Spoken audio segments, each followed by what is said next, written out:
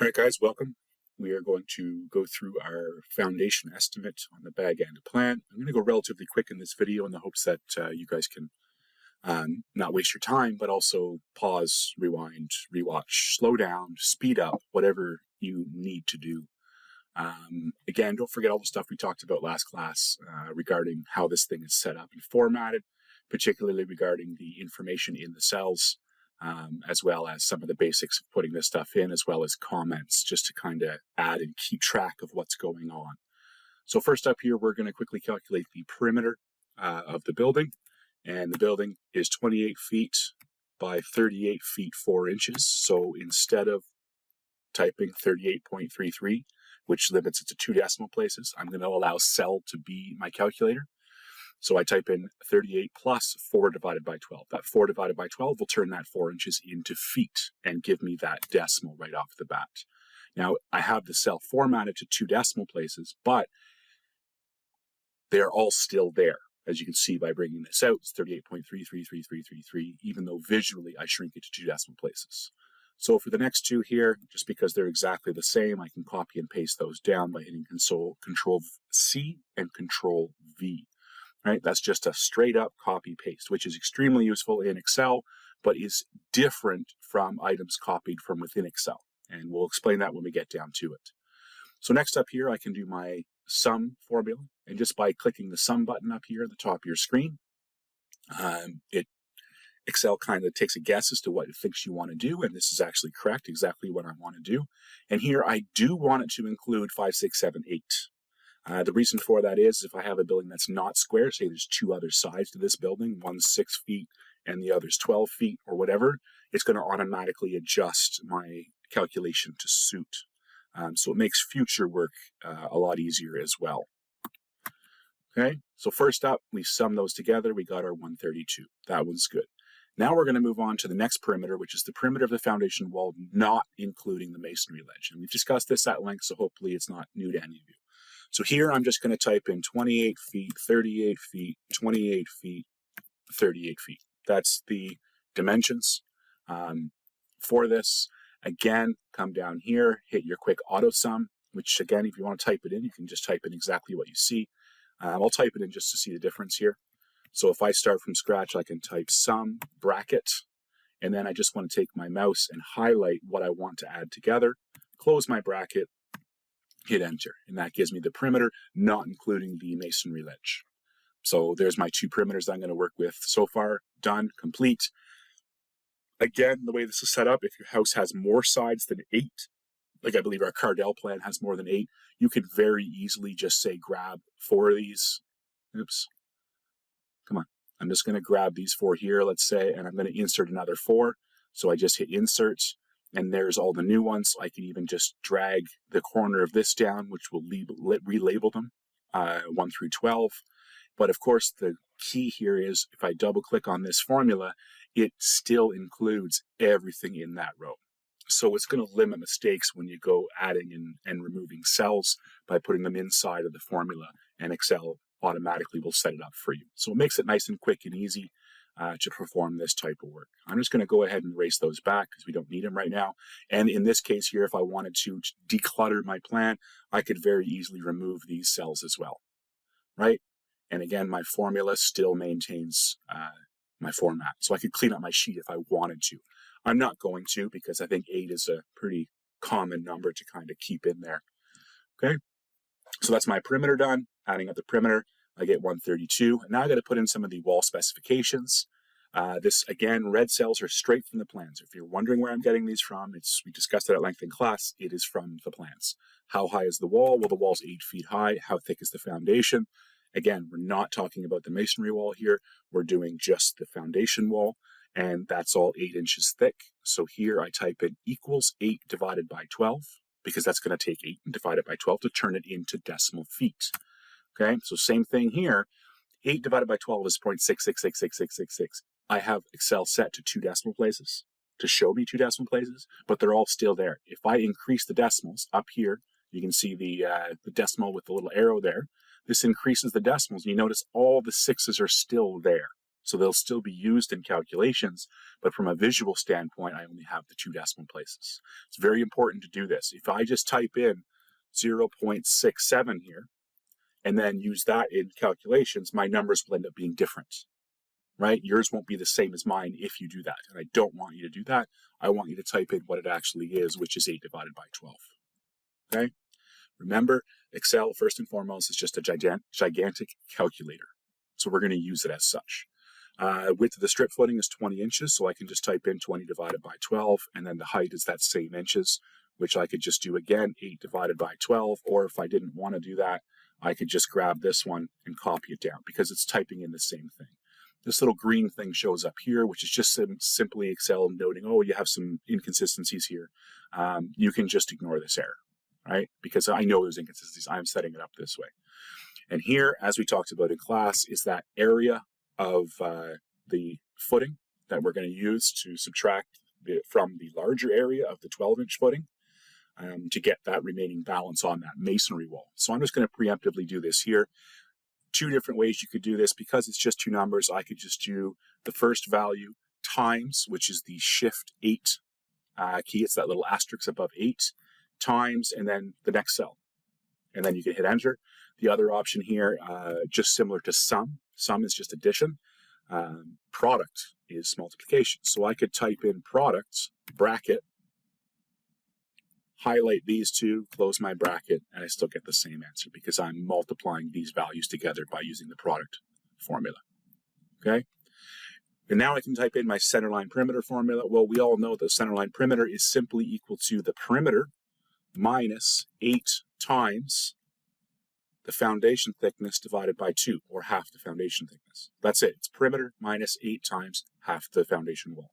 I hit enter on that, and I'm getting that same value. Now, just here, there's 3 decimal places. I'm just going to shrink that back up to 2, just for visual. Okay, so that does that. The masonry wall here, again, from the plans, is only 1 wall. It's 28 feet. If we're dealing with like the Cardell plan, where it, the masonry wall shifts and all that kind of stuff, we may need more walls to calculate that. But this one here is just 28, which of course I'm going to do my sum formula here, just because for future, I hit enter on that, and that does the 28 down. Okay, double clicking on that, it's the same as typing it, equals sum bracket, highlight the cells you want, close bracket, hit enter, and there you go. Okay. So that's my masonry wall, and then the masonry wall specifications. The foundation height is still 8 feet. The thickness this time is only 4 inches because 8 inches is already calculated in the one above. Again, as we've discussed at length in class. The strip footing width for this one is different. It is 24 divided by 12, or 24 by 12 is the dimensions of it, 24 inches wide, 12 inches high. Now, of course, I could just do 2 and 1 feet because that's what it equals. But you could also hit equals 24 divided by 12, and then equals 12 divided by 12. It's the same thing, right? So we're done that, and then again, cross-section the area of this section. Now what I'm going to do here is something slightly different this time. I'm going to copy and paste. This formula here is multiplying the 2 cells above it. So if I double-click that, it's the product of 2 cells above it. Well, when you copy and paste formulas, so I'm going to copy, Control-C, you'll see the dashed line floating around it, and then I come down here and paste. What I'm pasting is the product of the 2 cells above. The same thing I just did before. You're literally copying the exact formatting of it, up to and including the cells that it's referencing. So remember, this first formula here, if I double-click that, it's multiplying the 2 cells above the formula. And because I just copy and pasted that, it's copying that exact same format, which means if I double click this, it's also multiplying 2 cells above it. Right? That's kind of one of the things about copying and pasting with this stuff, which increases productivity, because once you have an Excel sheet set up in a certain way, a lot of the formulas and stuff, because they're so repetitive, can just be copied and pasted. And limits the chance of making a mistake that way. So I have my answer here, product, we're good to go. The centerline perimeter of the masonry wall in this case is actually just the same thing. So this is a green cell. This is what I'm talking about here. For this particular case, I'm just going to take that that 28 feet, which is the length of the wall, and copy it down. But I'm not going to hit Control-C, Control-V. I'm going to hit equals, and then click the cell I want to bring down. And let me show you why. if I just grab this, copy, paste, right? Okay, that's summing, so I'm copying the formula, sorry. Let me just undo that. Let's say this cell here, I just copy it down. So, sorry, copy, paste. Now, one of the problems with this is if I change this, let's say I put 30 here instead, it doesn't change this. And that's an issue because we want it to reflect the change. So because I want this dimension, this centerline perimeter here, to be exactly the same as the perimeter I have up here, this 28, here I'm going to hit equals and then click the cell I want it to always reference. So this cell here will now always be equal to this cell no matter what's in that cell. For example, if I change this to 30 feet now and I hit enter, this changes because it's a formula summing up these values, but this also changes. So if I now add some different values here, let's say 4 feet, and then say 12 feet, right? It gives a new perimeter here, but it automatically reflects down here. And that's the green cells. That's copying from within Excel. Okay? Very important to make sure we understand that distinction and use it to its full potential. All right, so here we have padded footing, length, width, depth. The basement slab thickness I'm going to reserve and put down below. So I'm just going to get rid of that cell for now. I think you guys have already done that with me in class. And here I have the length and width of the pad footings. Again, from the plans, it says the size of this, which is 20 inches divided by 12 for the length and width. And the thickness is 8 inches, so I just do 8 divided by 12. Okay, so that pretty much sums up all the preliminary information that I have to put in here. I'm ready to start actually calculating. So for the 8-inch wall, we need a length, width, and height. Length, centerline perimeter. Width, 8 inches, thickness of the wall. Height, 8 feet, height of the wall. So that's what I'm going to do. But here I'm going to hit equals, and I go up to my centerline distance, which is this 8-inch centerline wall. And then here for the width, I'm going to take the width of the concrete, the foundation thickness, right? And then, of course, the depth or height, I'm going to make this one equal the 8 feet, which is the 8 feet high. Okay? And then I do the same thing for the foundation wall. Now, I don't have to go back up here and click this 128.33. I can actually make this one just equal this one as well. Because the way Excel is set up, I can hit, when I change the value up top, in this case, the centerline perimeter through calculation, if that changes, it's automatically going to change all these because this cell that's circled right now is linked to the cell above. So when that one above changes, this one changes. And if I link this cell now that I'm doing to this one, it will also change. It's like a trickle-down effect. It'll automatically update for me, okay? So you can do that anywhere as many times as you need to or wherever you need to keep the same value. So you see this is 129.33. Let's go up here and just happen to change. Okay, we're going to do a 10-inch thick foundation wall. So if I hit equals 10 divided by 12 for this, you can see my centerline perimeter changes to 128.67, which is now reflected in both of these cells, right? And that's the idea. I want to make sure that any changes that I make are reflected throughout the sheet. So I'm good for that there. And then the rest of the foundation, or the 4-inch masonry wall here, I have the 4 inches of thickness that I need to add on for that masonry wall. And then, of course, here the height is going to be the same as the other wall. So now I've got these formulas done. Of course, I'm going to type in a product formula here. I just find it easier than doing multiplication. So now I can just highlight those three that I want to multiply together, close my bracket, and hit enter. So I get my value. Now remember how copy and paste works in Excel. If I'm copying a formula by hitting Control-C and then Control-V for paste, it's this formula is set up to be the product of the 3 cells to the left, right? So I want to now copy that because this cell, I actually want to multiply the 3 cells directly to the left. So by copying Control-C and then going to the new cell and hitting Control-V, that now gives me the actual length here. Right now, obviously, I noticed something mistake right away. This 4-inch foundation wall doesn't have the same centerline perimeter, so I'm going to hit equals and make sure I correct that to the 28-foot centerline perimeter. Okay, so that basically does that. I now have the volume of concrete needed in cubic feet for the 8-inch around the whole house, as well as that extra 4 inches for the masonry wall. So now, of course, I want to auto sum these to combine them because they're obviously going to be poured at the same time. So I'll add them together, I get my 764.44. Now, I want to add 10% waste to this.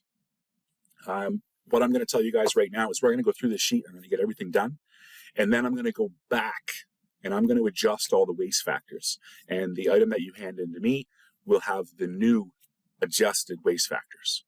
So make sure you at least find that in the video if you do this on your own, so you're using the appropriate waste factors for each of these quantities.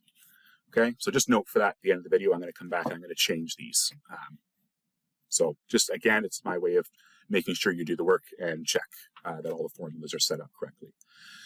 So now I have my total, and I want to make sure I add in this 10%. So again, as I mentioned in class, you can definitely shrink this up. That's up to you guys to do. But here, all I'm going to do is just find out what that 10% of this total is.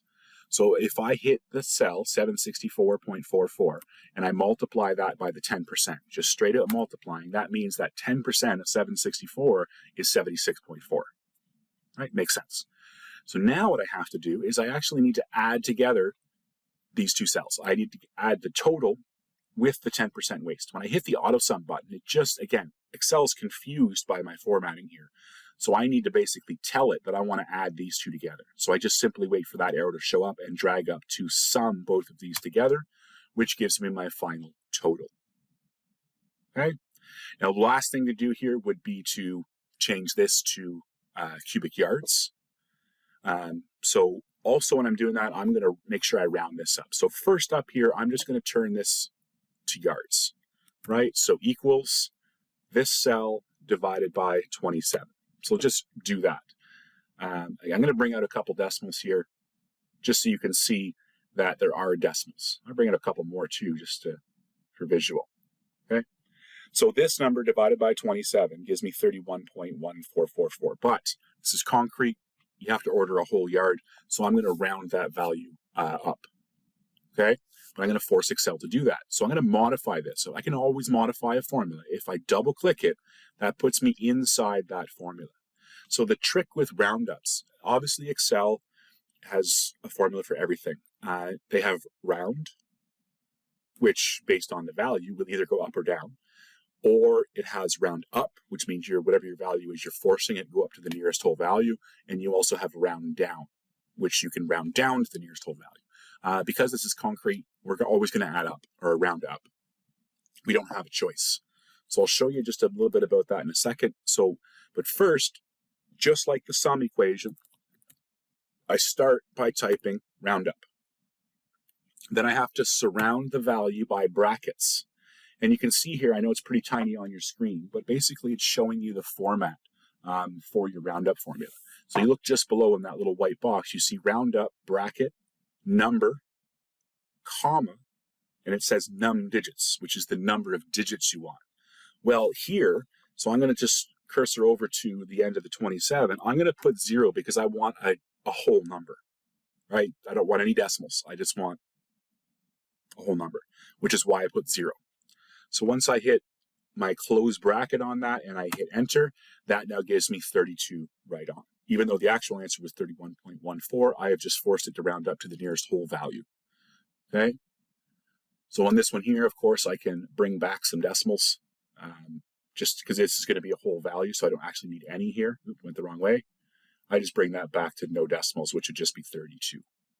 So the way to kind of show you that there, let's say I have this value here. Let's say 314.46. Okay. Here, I'm going to round up. So I actually type round up this value, comma, let's say 2. So comma 2 means I'm rounding to 2 decimal places. Right? Oops. I didn't spell round. Round up right. Oh, there we go. So now you can see it rounded to 2 decimal places. So if I go in this cell here now, and I type some other ones, 732, right? Let's say that's our value. Well, this is now rounding up to 2 decimal places. So instead of 4673, I'm actually rounding it up to 314.47, right? And you see there's no more decimals. Again, you're forcing the issue. You're forcing the rounding on this. Another option here is if I round down, so equals round down. So instead of rounding up, I'm rounding down. And in this case here, I'm going to take the same value.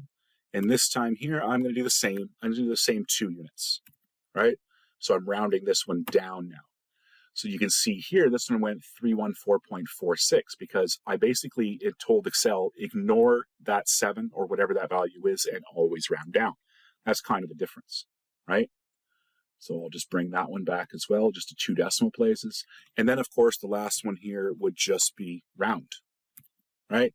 That allows Excel to do its own thing, right? According to understood rounding principles, right? So I'm just going to round it to 2 decimal places, which again, proper rounding in this because the 7 would bring it up to 0.47, which is what it's done.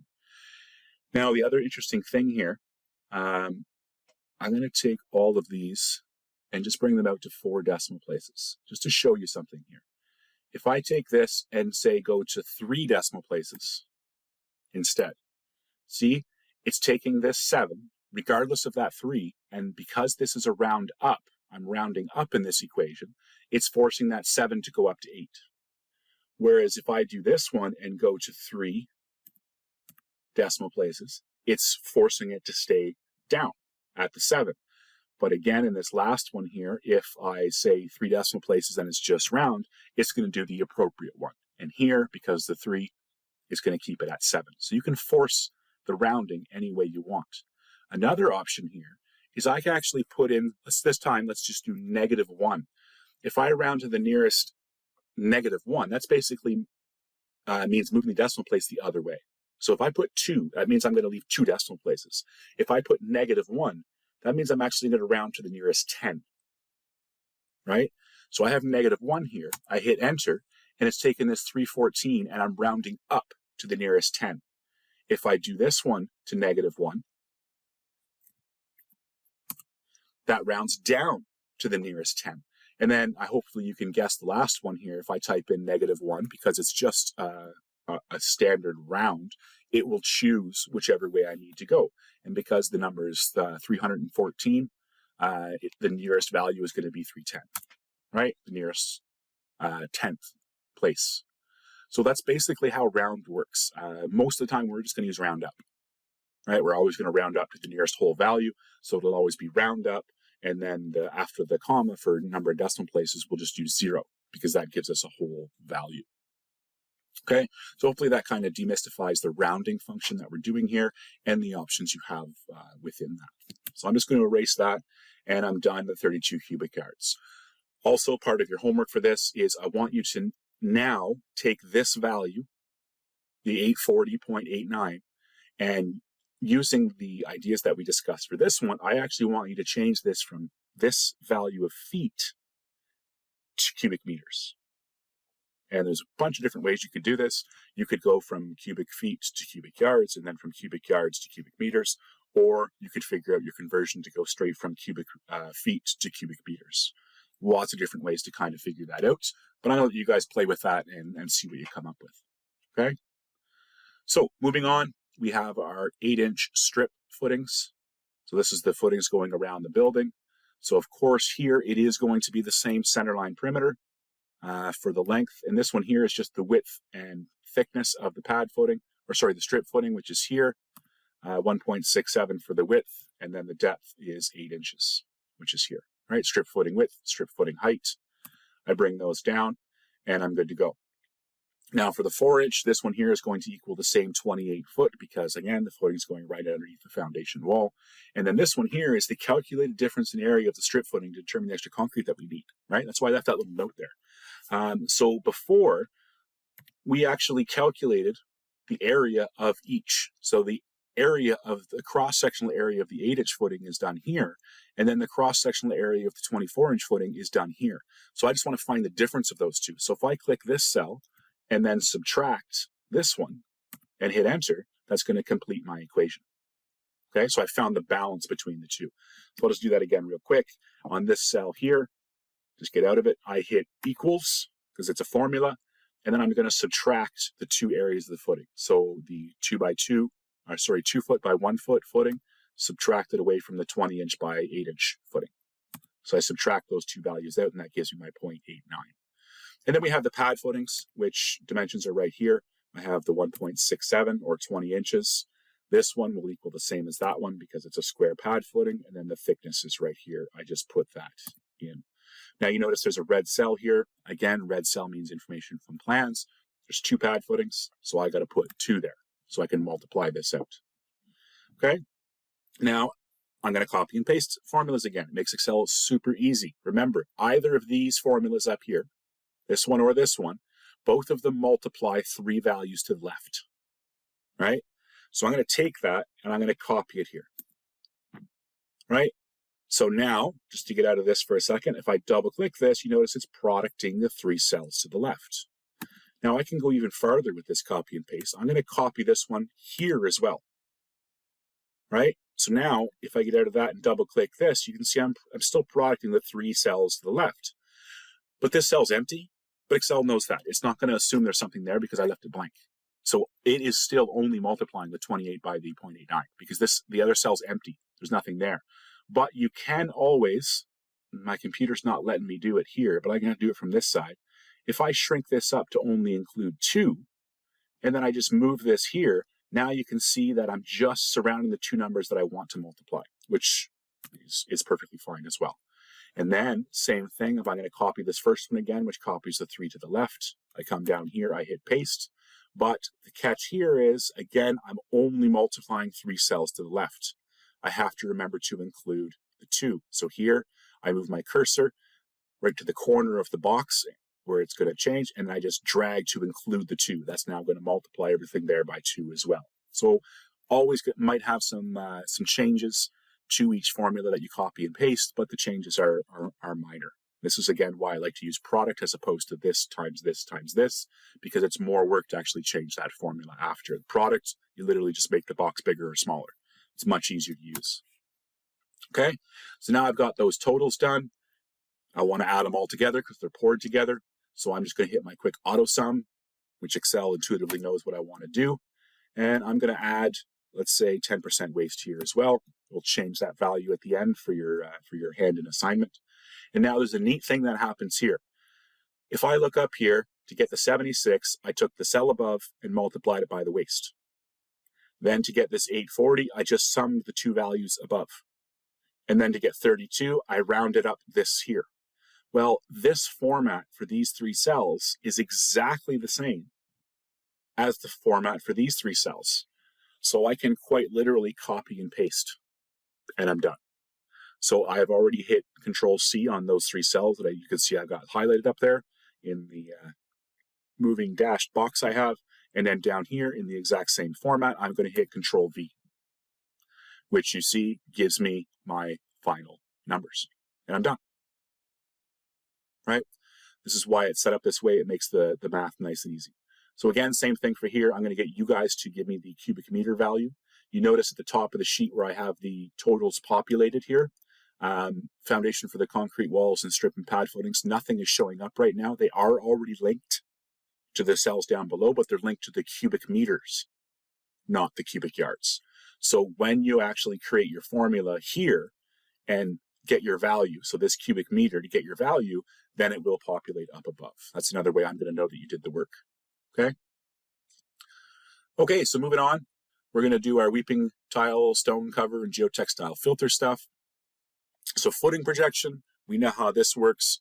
All we do is we take the 20-inch footing that we have, we subtract the 8-inch for the foundation wall, which leaves us with 12 inches, which we split evenly in half because the foundation wall rests in the center of the footing. Okay, refer back to your notes for this kind of stuff because it's all there. Okay, so this one here, I'm simply just going to make equals. Oops, I already typed equals. And then I just go up and I take the 20-inch width, right, of the strip footing. I subtract the foundation thickness. And then I want to take that whole value and divide by 2. But again, we have to follow order of operations. If I just type in divide by 2, what do you think is going to happen here? Well, what it's going to do is take the E50 here, this cell, the 1.67, and it's going to subtract this 0.67 divided by 2.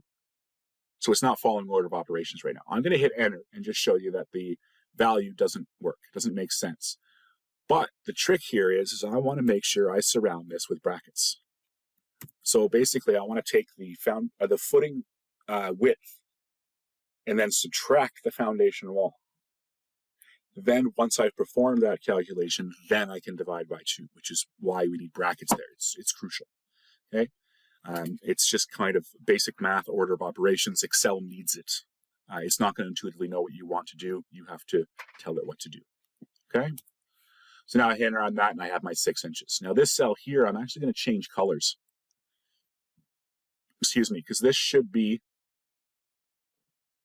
the orange, right? Because our gap here, like I said, it's always going to be the same. It's going to be 1 inch equals 1 divided by 12. Okay, so I changed the color of that. I'm going to change the font color as well, just back to automatic. I find in the red cells, black doesn't show up very well, so I changed it to white. And then the diameter of the weeping tile, it could be a consistent, but for our cases here, we're going to use the 4-inch that's on the plans. It's pretty standard. We could always use it, but just in case, I leave it red so you can actually look at the plans to get that value. So diameter of the weeping tile is 4 divided by 12. So now for the length of the weeping tile, you might want to refer back to your our worksheet that we did in class. This is just going to be a simple centerline perimeter calculation. So the trick here is to know that we have to use the perimeter of the outside of the building, right, which includes the masonry wall. So we have to do that first perimeter we used. So for centerline length, I'm going to take the original 132.67, and you can see here, this one is the outside perimeter of the foundation for exterior finishes, such as weeping tile, drainage layer, parging, that kind of stuff. So this is the perimeter I have to use here. And then same thing as we did on the board, I'm going to add, because the weeping tile is outside the house, it's going to get bigger. So instead of subtracting like we did for our foundation wall, we're actually going to add because it's bigger. And and the rest of this formula will be plus, and here I don't really need brackets because Excel will know order of operations here. I'm going to do 8 times, now I need to use brackets because it's going to be the distance from the foundation wall out to the center of weeping tile, which in this case here is the 6 inches for the footing projection, plus the 1-inch gap, plus the diameter of the weeping tile divided by 2. So half that diameter of the weeping tile. And that will get us out to the center. So now looking at that equation, it satisfies order of operations. So it's going to be the perimeter plus 8 times the distance from the foundation wall out to half that weeping tile, which is what I've typed in there. So I hit equals on that, and I get 138. Let's say here we're going to use 100-foot rolls. So in this one, I'm going to use a roundup formula. But a couple things here. I'm going to copy this one. So I copy this roundup formula I did here. I'm going to paste it here. So now you can see this. It's copying the exact same formatting, which doesn't work. I'm actually going to now drag this one over to be this cell. And also, instead of dividing by 27 here, I'm going to divide by, let's say I get 50-foot rolls. So I divide it by 50 feet, and then I round up. Okay? I hit enter on that. I need 3 rolls. Right? So I'm getting 3 50-foot rolls to purchase that amount of quantity. And now, because these are linked, this 3 rolls is actually showing up top here now. Right? You can see 3 50-foot rolls. Okay? So moving on, stone cover. Material required. Again, we want 6 inches. We're going to always use 10, but I'm going to kind of just create a formula here to work for that. So it's going to be 6 inches, which is just 6 divided by 12. And then, of course, we have the length, which is just our center line length. And then here is just going to equal the material that we need plus that diameter of the weeping tile. And you notice that'll give us our 10-inch constant that we need. I'm going to add a little note here. This value will be 10 inches for all future estimations. Okay. So again, a little note just to remind yourself, and then of course this is a 10 by 10 inch square, so I'm just going to make this value equal that one, which sets me up. And now this is where it gets easy because I've already done product formulas. I come up here to whatever one has the same formatting. This one's multiplying 3 to the left. That's the one I want. I copy, come down here, paste. And then this waste here, let's say we're going to throw 10% waste on this one as well. And then the rest of this, you notice, is exactly the same as the formatting above. So I can just copy, paste. right? And there's my stone cover required for above that weeping tile. And then same thing for the filter cloth here. The length is the center line length of the weeping tile. And then this width here, I have a formula, will just be this value times 2 or whatever. I'm going to make a note here as well. 20 inches will be used for all future estimates. Okay. Again, you don't need the note, but just there. And where I got this value from is just by adding these two together. 10 inches plus 10 inches is 20 inches. That's done. Now, nice thing here is I can actually just copy all of this, including that product formula, paste it down, and then I can just double click this.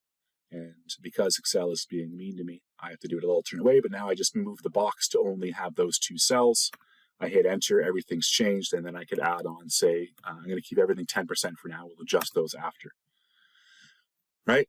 So done there. But we notice one problem. This answer is in square feet, but this formula that I copied is actually dividing by 27. You got to catch these things.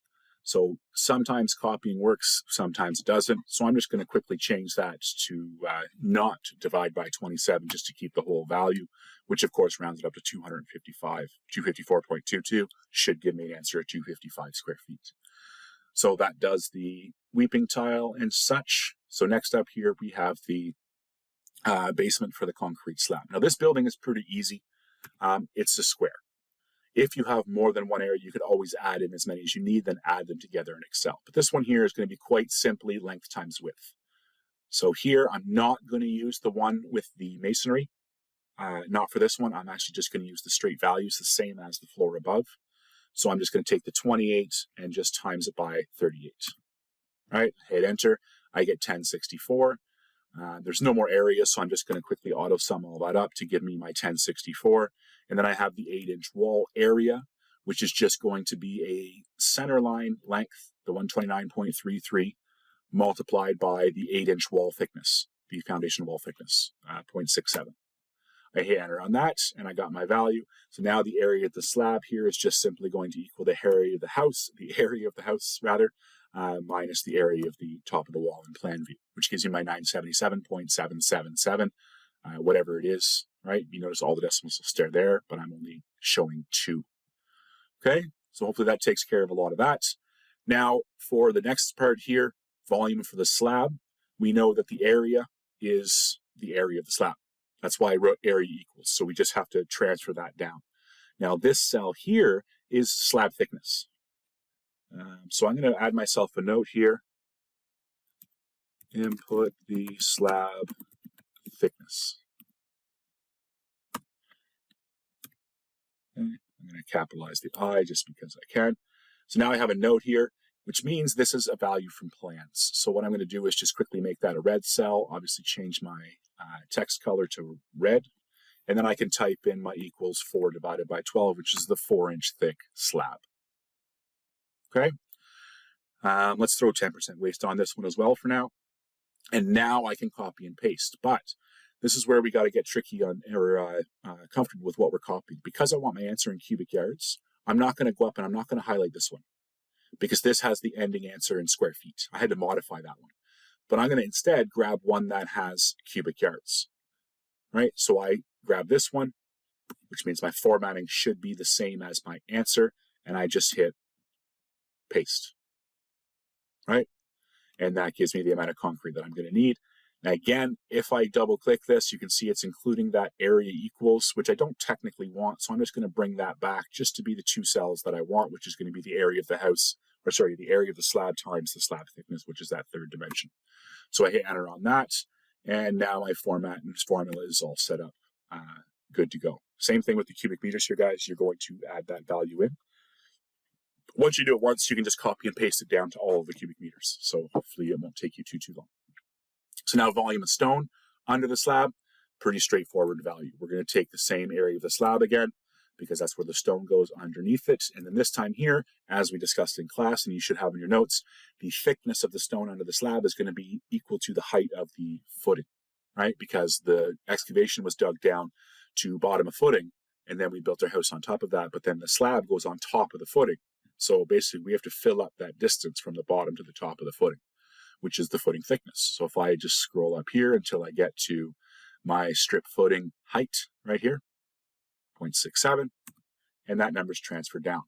So indicate 10% waste on this one as well. And now this is where I can actually just copy and paste this down, and everything will be done for me and identical. Same thing, this is doing everything correct.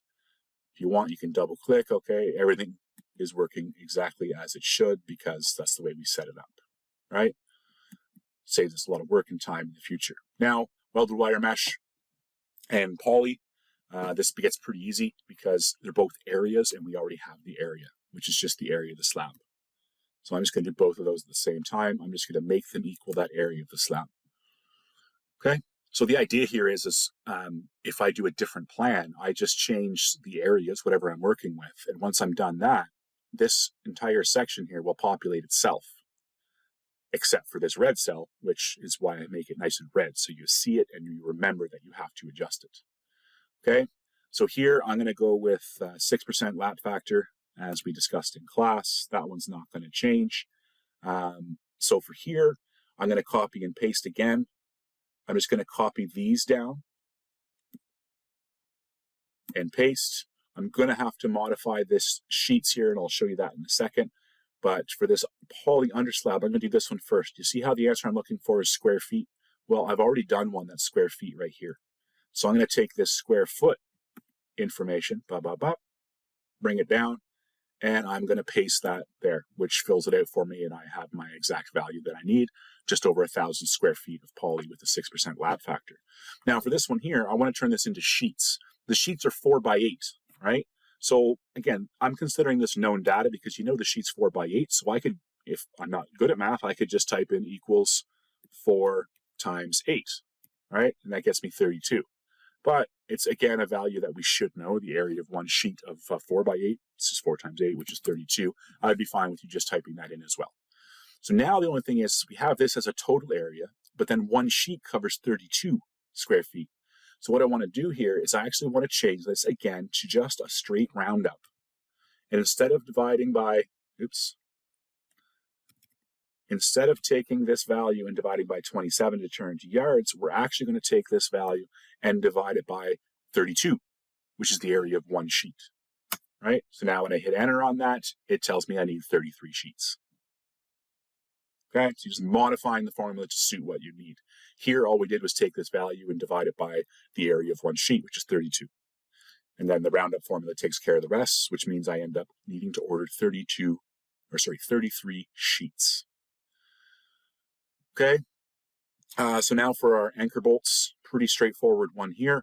Length of material, we're using 16-foot pieces, right? So I'm just going to type that in. You can always change that if you need to. Then here is going to be the perimeter, the length around the house, which in this case here is our 132. We don't put it on the masonry wall, right? This masonry is going on the masonry wall, so we can basically ignore that from this calculation. So now to our standard formula here, this is going to equal the perimeter divided by our 16-foot lengths times 3 pieces per length, right? So basically we take our 132 feet, figure out how many 16-foot boards we need for that 132-foot length, and then we're going to make sure we add 3 bolts for each of those boards, and that's what that formula is. Again, look at your notes. We've already done this in class together. Now we're just putting it in Excel. So I hit enter on that. I get 24.75. And then we have corners. This building only has 4 corners. I counted them. And we're going to make sure we throw 2 bolts per corner. So there's just 2 values that we have to put in. This one here, again, if you guys want, we could copy a product formula down. I'm just going to copy this, paste it down. I'm going to double click it because I know it's not doing the right things, but now luckily I can just drag this over to include the right things. I hit enter and there we go. So now I can just quickly finish this off just by grabbing, say, this and hitting paste, right? Which is done for me. Realistically, this formula here, because it's square feet, I'm just rounding this value up. And here, same thing, I'm just rounding this value up. So I'm done with that. All right, My answer is 33 bolts, same number we got in class. Okay, so that does anchor bolts. Next up here, we have foundation protection. So we have the height above grade in this. It's the 2 feet we have from the plans. I'm just going to quickly change my color of that to red just so it's easier to see. I'm going to bring out 2 decimal places as well, just because I like to keep consistent formatting as much as possible. So this is a number from plans. I'm going to put a little note here. If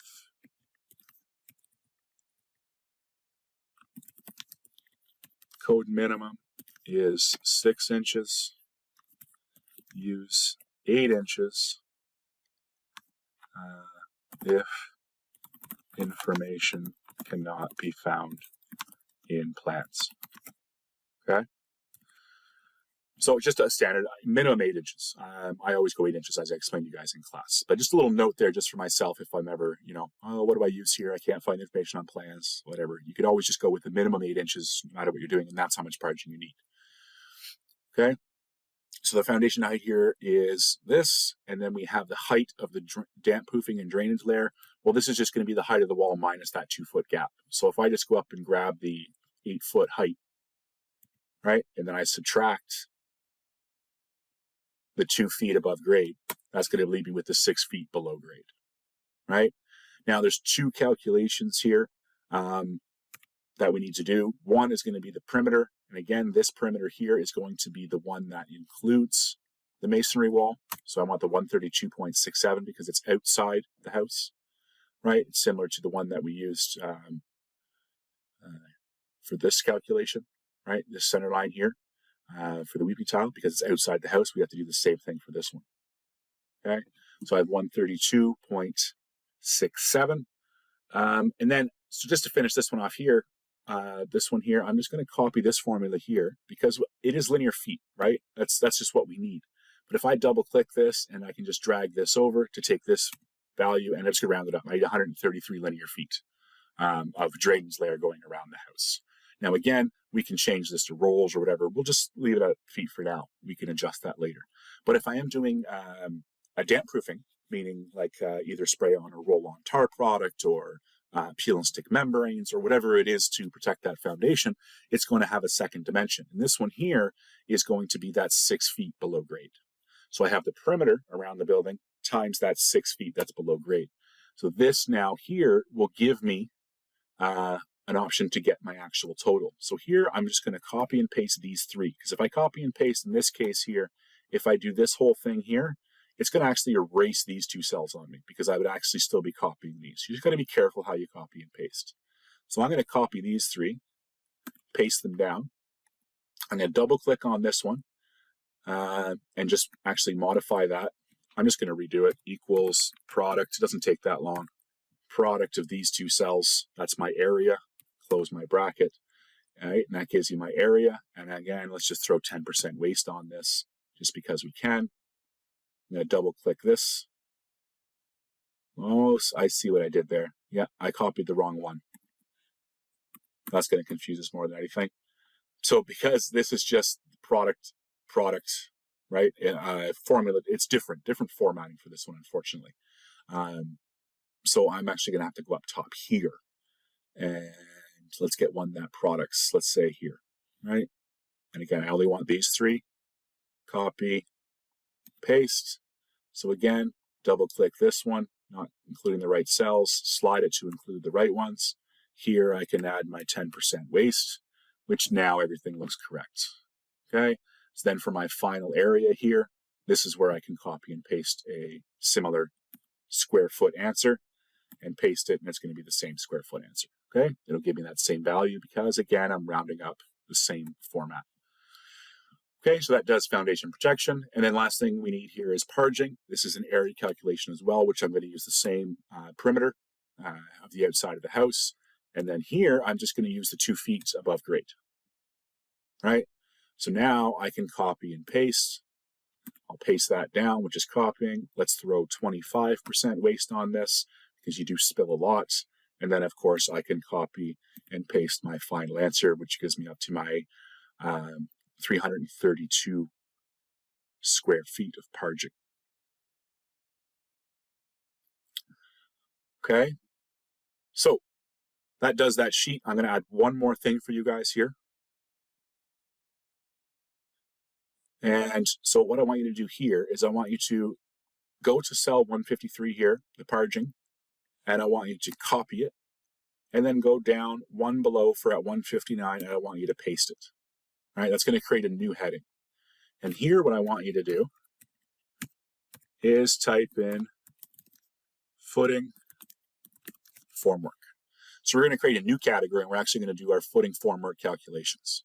Also for this here, I should have shown you this earlier, but just again, get rid of the grid lines just so when you see what I'm scrolling, I don't see the grid lines. I only see the borders that I put in. Particularly looks nice when you get up top here. Everything's nice and clean and clear, right? But we'll get to that in a second. And also you notice that everything is filled out up here except these cubic meter ones. That one's missing. And then of course these two are missing because that's your homework. I want you to turn out or to perform those calculations. So last thing I'm going to add here is of course the footing formwork. So first things I'm going to include here, so go in this cell right here in D, and I'm going to type in footing outside perimeter. Okay, this is the outside perimeter of our footing. You notice formatting, it's kind of bleeding in over there. If I just go back to the home tab, I can always just justify that, and it kind of puts it in nice alignment for where I need it. Then I'm going to have footing inside, inside perimeter. So again, what's happening here, guys, is if I have my footing, and then I have my foundation wall, we're going to calculate the formwork that we're going to be putting on the outside to pour our footings, right? So we're going to calculate this material that we need on the outside. So that's why I'm finding the perimeter at the outside of the foundation and the inside, right? That footing perimeter outside and inside, which is going to be a simple centerline calculation. Okay, so footing outside perimeter, footing inside perimeter. For some reason, I've got some formatting issues here, so I'm just going to go back to my borders. Looks like I've got the right size. Put that above and delete any of the vertical ones. Hit OK. For some reason, it's extra thick. So I'm just going to go back to format cells. And this top one here, I actually want it to be thinner. Can't see on my screen if that's the right one or not, but yeah, that's better. Okay, so these two cells, because it's going to be a formula, I'm going to make sure I fill those with the blue color. Oops. Okay, and now we can calculate these. So pretty straightforward here. Right, we're just going to take our perimeter that we have, right, which up here, because it's our footing, we're going to take our regular outside of house perimeter, right, and then I'm going to add, oops, I didn't hit equals. So this is some new stuff here, but I think you're capable of handling it. I'm going to take footing outside perimeter. I'm going to take the perimeter of the house. This is going to include the masonry wall. And I'm going to add 8 times that footing projection. So basically 8 times this distance here, right? This footing projection, which we already have listed as 6 inches, right? Oh, no, I don't want to expect this correction. Okay. Okay, so 8 times that footing projection, which I actually have right here, right? So I'm taking the perimeter and I'm going out an extra 6 inches all the way around. That will actually give me the linear length of formwork I need. So once I hit enter on that, I get my answer of 136.6666, which I'm going to just remove down to 2 decimal places. And now I can do the one on the inside. Same thing. The only trick here for this one is I'm going from this edge, which is the outside of the foundation, and this time I'm actually going to be going all the way to the inside perimeter, right? So again, here I'm going to hit equals. In this case here, to be accurate, what I would actually do here probably is just use the actual perimeter for the 8-inch wall, because I still know the projection is 6 inches inside of that. The first one is actually taking in account the masonry, extra 4 inches, where because this one's going inside to be consistent, I'm actually going to use the inside perimeter for that. So I hit that perimeter, in this case, minus 8 times. Now I want to go with the whole foundation thickness, right? And so I hit plus here, that footing projection. So here I'm going the 8 inches for this wall, plus I'm going that 6 inches for the footing projection from this center line, right? And once I'm done that, I do have to double click in here and modify to put some brackets around, because I want to make sure to sum those together before I multiply by 8. Now that I've got my brackets done, I hit enter, and that gives me that inside footing perimeter, right? So it's quite a bit smaller, just because we're going in the width of the foundation plus the width of the footing projection. Okay.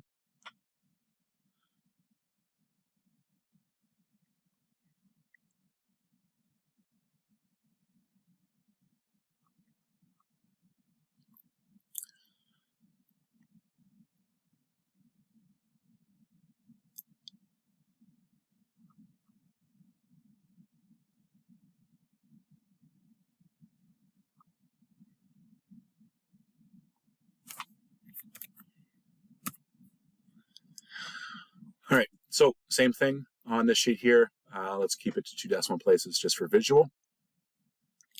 Now, next thing I want us to do here, I'm going to create a heading here, which is going to be 2 by 10 material for strip footing forms. Okay, again, I'm going to make sure I right justify this just because I think it looks better. I'm also going to hit Control B to make that bold, just because it looks good. So now I'm going to type in a waist. Actually, I don't want to type that in, just because why do more work than you need to. I'm actually just going to copy and paste that down, right? Which keeps my formatting and everything. Sometimes you get, just gives you weird things. Length of material, same thing. I can copy that down, right? And here I'm going to order, let's say 12 footers, just to make it easy. And my waist here, again, right now, let's just call it 10%. So that's set up there.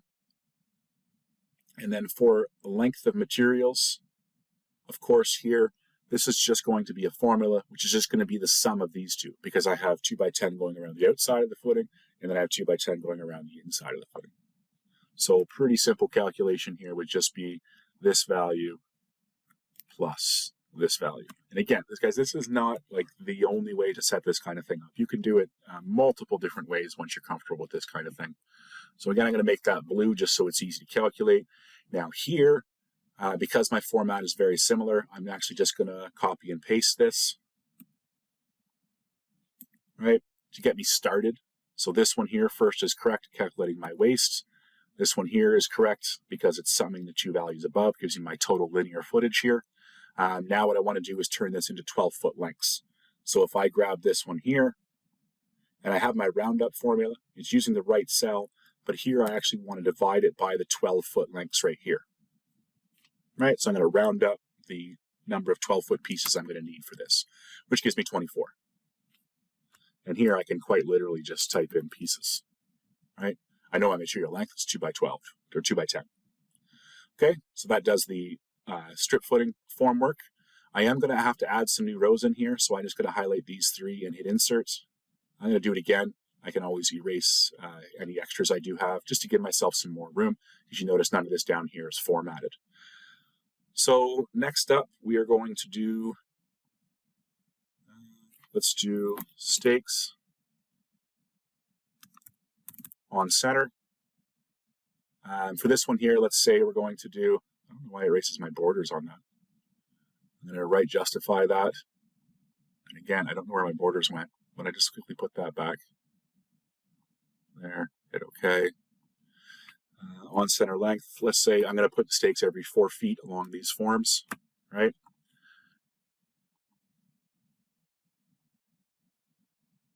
Okay, so again, decimals in here, it's kind of whatever you want. Let's go 4 there. This is going to be a known value. So I'll change that to U. So the stakes, this one here is actually going to be our total value that we have, right? Which is our 159 because it's just the sum of these two here. Our total value divided by our 4 feet on center. Okay, so we just took our total linear length here and divided by 4 feet on center, which gave us 65 stakes, right? And that's going to be 4 feet on center inside and outside, which is why I use this here. Because again, on my drawing over here, I'm going to make sure I put stakes outside and inside, right? So I have them on both. Just drive them into the ground to keep that formwork stable. Okay, so that's why I use 259 in this calculation here. So because that's a calculation, quick blue cell on that one. Right.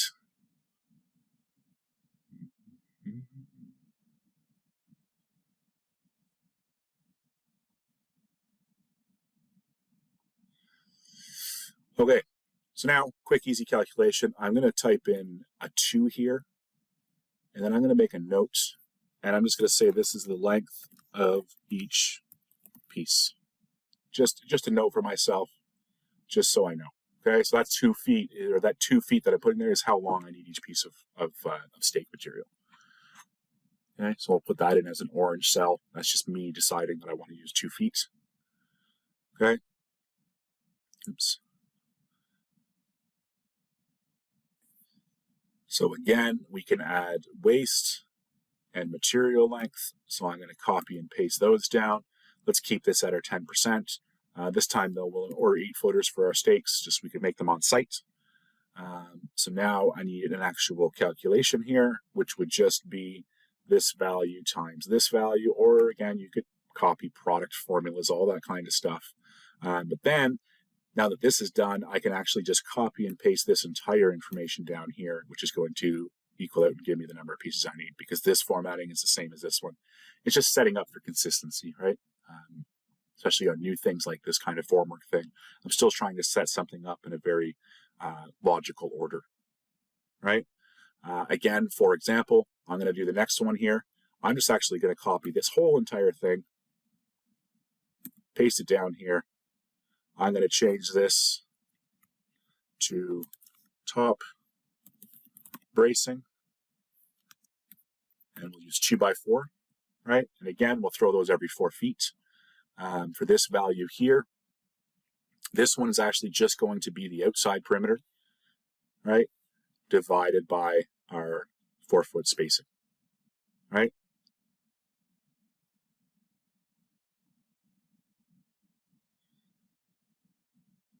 Okay. One extra addition to this one here is because when we divide by a spacing, it's basically spaces.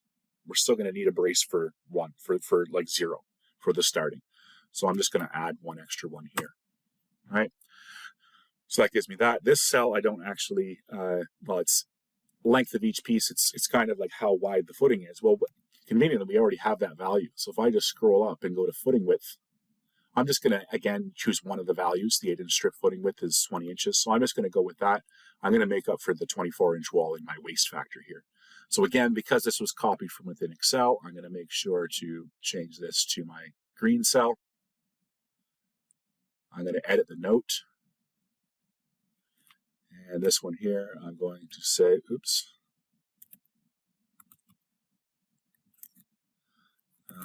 Width of footing. That way that's done, right? And then basically the rest of this is pretty well done for me, right? Because this one here is going to be, I need 2 feet, or sorry, 20 inches, and I need 35 point whatever pieces, right?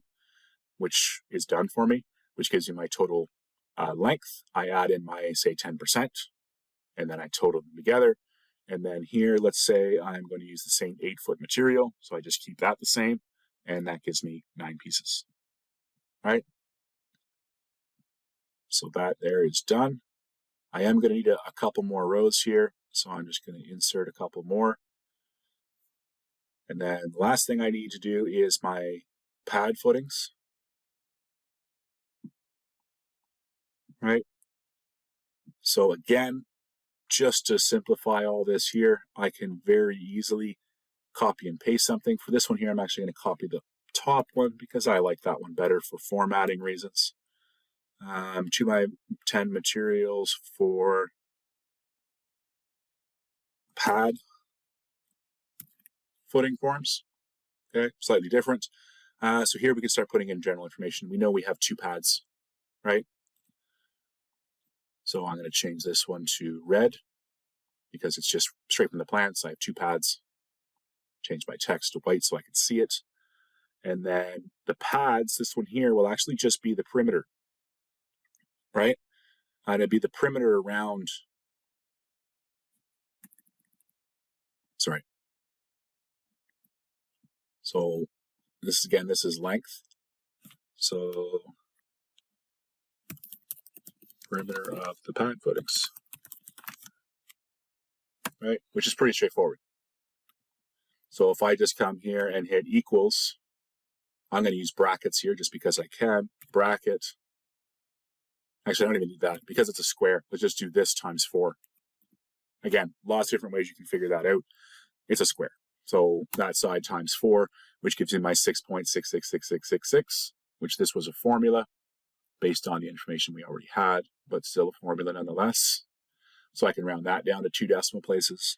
And now I can just kind of modify everything to suit. So double click this. For some reason, that's doing some weird things up there.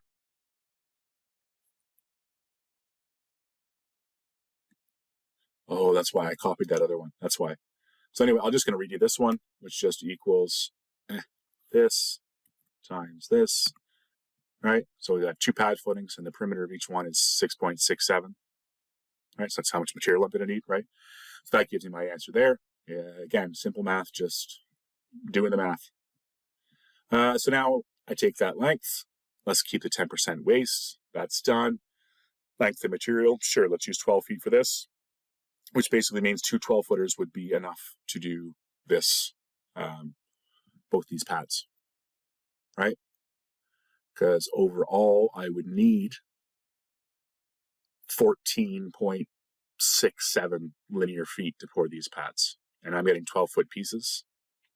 I mean, I can get 8-foot pieces. Let's just try that. If I get 8-foot pieces, oh, look, I still need 2 pieces because that's 16 feet.